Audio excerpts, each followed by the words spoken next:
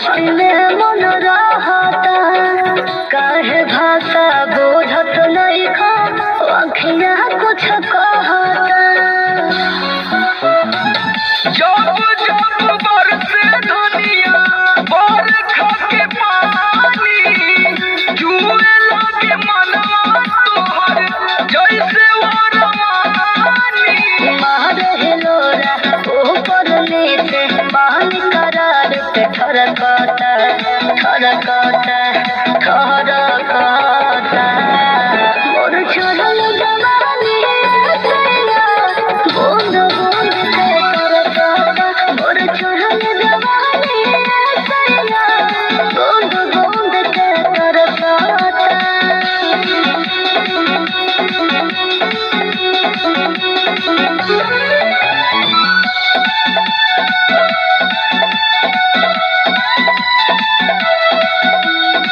देह भइल बाजेला गेला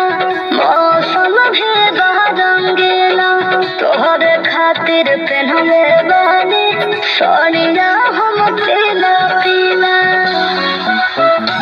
देखी के सावन के घाटा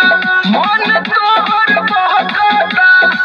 तन तोहर आग जैसे